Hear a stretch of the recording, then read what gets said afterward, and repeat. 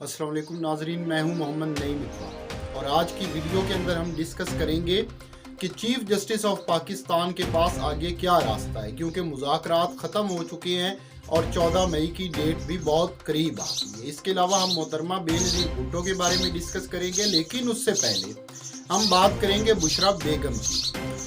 मुस्लिम league Nawaz की तरफ से पिछले 2 महीने से बुशरा बेगम के खिलाफ किरदार कुशी की मुहिम चलाई जा रही है। उनके ऊपर मुख्तलिफ इल्ज़ाम लगाए जा रहे हैं। अब पिछले दिनों मरियम नवाज की तरफ से यौम मजदूर की एक तकरीब के अंदर बुशरा बेगम के ऊपर इल्ज़ाम लगाया गया कि उस्मान बुज़दार के टेन्योर के अंदर पंजाब में जो ट्रांसफ़र पोस्टिंग होती थी उसके अंदर बुशरा बेगम ने पैसा कमाया। इसके ऊपर पहली बार बुशरा बेगम इन एक्शन आई हैं और उन्होंने मरियम नवाज को नोटिस भेजने का फैसला किया है। ये नोटिस हद के इज्जत का तो है, लेकिन इसके अंदर हर्जाना तलब नहीं किया गया, बल्कि इसके अंदर क्रिमिनल प्रोसीडिंग की बात की गई है। यानी अगर मरियम नवाज माफ़ी नहीं मांगती या अपने इल्ज़ामात साबित नहीं करती तो उनके खिलाफ क्रिमिनल प्रोसीडिंग्स का अमल शुरू किया जाएगा। और अगर ये केस किसी भी अदालत ने टेक अप कर लिया तो Maryam Nawaz will be in deep water, बहुत ज़्यादा मुश्किल में होंगी, क्योंकि जो उन्होंने इल्ज़ाम लगाए हैं उनकी नौयत को छोड़कर, लेकिन वो इल्ज़ामात साबित करना इंतहाई मुश्किल है।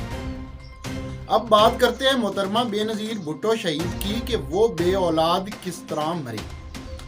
अखाड़े की रिवायात हैं कि जब कोई पहलवान अपने जैसे पहलवान की तरबियत किए बगैर मर जाए तो कहते हैं कि ये बे औलाद मरा है, क्योंकि उसका आगे फन ले जाने वाला कोई नहीं है, उसका आगे जो खेल है वो जारी रखने वाला कोई नहीं, चाहे उस पहलवान के पास औलाद हो। बेनज़ीर भुट्टो का फन क्या था?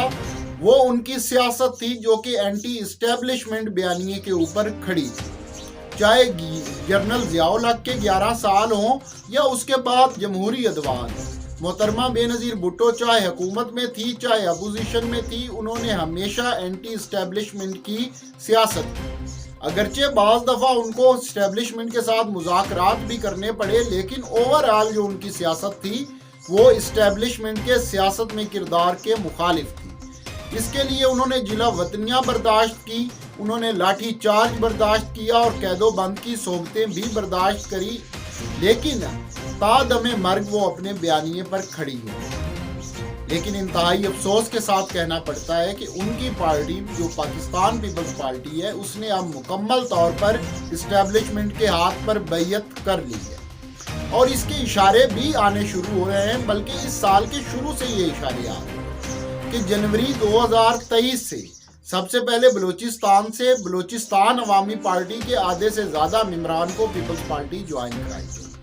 आपको वाज़ेह रहे कि बलूचिस्तान अवामी पार्टी 2018 के इलेक्शन से पहले इस्टेब्लिशमेंट ने बनाई थी और अब जनूबी पंजाब से 3 इलेक्टेबल्स जो हैं वो भी पीपल्स पार्टी में शामिल हो गए हैं। इनमें व्याड़ी से चौधरी असगर जट, खानेवाल से सैयद जमील शाह और मुजफ्फरगढ़ से अहमद सुल्तान बुखारी। ये जो इलेक्टेबल्स हैं इनका पीपल्स पार्टी में शामिल होना तो अचंभे की बात नहीं है, लेकिन मसला ये है कि ये वो उन लोगों में से हैं जो हर इलेक्शन से पहले अपनी पार्टी बदल लेते हैं और इनका ट्रैक रिकॉर्ड है और हमेशा ये इस्टेब्लिशमेंट की तरफ देखते हैं। तो अब वाज़े नज़र आना शुरू हो गया है कि पीपल्स पार्टी को इस्टेब्लिशमेंट ने सपोर्ट करना शुरू कर दिया और 2023 का जो इलेक्शन है उसके अंदर इस्टेब्लिशमेंट की हर मुमकिन कोशिश होगी कि इलेक्शन कोई भी जीत जाए, लेकिन हुकूमत जो है वो पीपल्स पार्टी बनाए।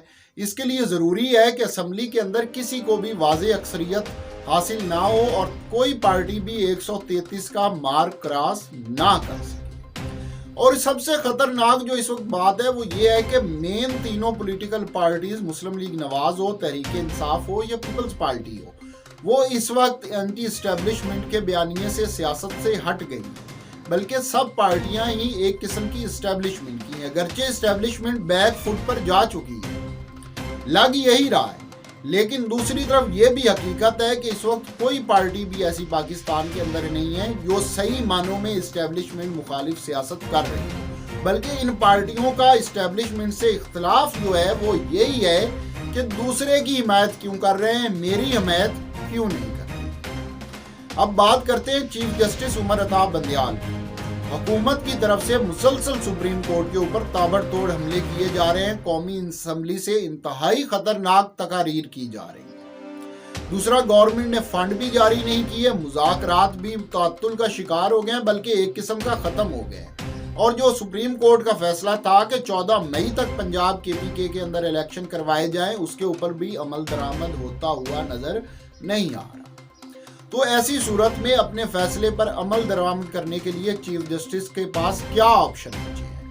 उनके पास नंबर 1 ऑप्शन ये है कि वो पंजाब और खैबर पख्तूनख्वा असम्बलियाँ जो हैं बहाल कर दें और ये भी बाकी असम्बलियों के साथ अपनी मुद्दत पूरी करें और पंजाब और KPK और पूरे मुल्क में इकट्ठे इलेक्शन हों। लेकिन ये भी अनारकी को फ़रोग देगा, क्योंकि अगर सुप्रीम कोर्ट ये असम्बलियाँ बहाल भी कर देती है तो जो सूबाई गवर्नर हैं वो कतन इनको काम नहीं करने देंगे वज़राए आला को, क्योंकि वफाकी हुकूमत मुकम्मल तौर पर इसको कंटेस्ट करने की, इसकी मुखालफत करने का फैसला कर चुकी है। फेडरल गवर्नमेंट इस वक्त स्टेट ऑफ वार के अंदर है सुप्रीम कोर्ट के साथ। दूसरा ये है कि वो शहबाज शरीफ के ऊपर तौहीन अदालत है। लेकिन इसके अंदर भी एक इशू ये है कि जो सुप्रीम कोर्ट के पैसे देने का फैसला था वो शहबाज शरीफ ने रिजेक्ट नहीं किया, बल्कि पूरी असम्बली ने किया।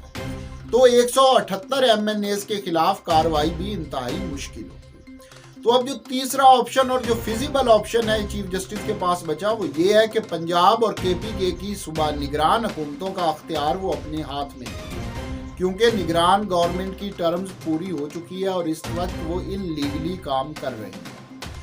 और इन हुकूमतों का अख्तियार अपने पास लेने के बाद खुद वुज़रा नामजद कर दे और उनके जरिए पंजाब और KPK के खजाने से 21 अरब रुपया निकालकर इलेक्शन कमीशन को दे। लेकिन ये थोड़ा कम खतरनाक तो है, लेकिन ये एक नई जिहाद को फरोग देगा कि सुप्रीम कोर्ट जब सूबाई असम्बलियों का अभी अख्तियार अपने हाथ में ले लेगी तो ये एक रिवायत बन सकती है कि कोई भी चीफ जस्टिस आकर किसी भी हुकूमत को मुअत्तल करके उसका अख्तियार अपने हाथ में ले ले। तो मुल्क इस वक्त इंतहाई खतरनाक हालात से गुजर रहा है। हमारे साथ बने रहिएगा, चैनल को लाइक करना और सब्सक्राइब करना मत भूलिए।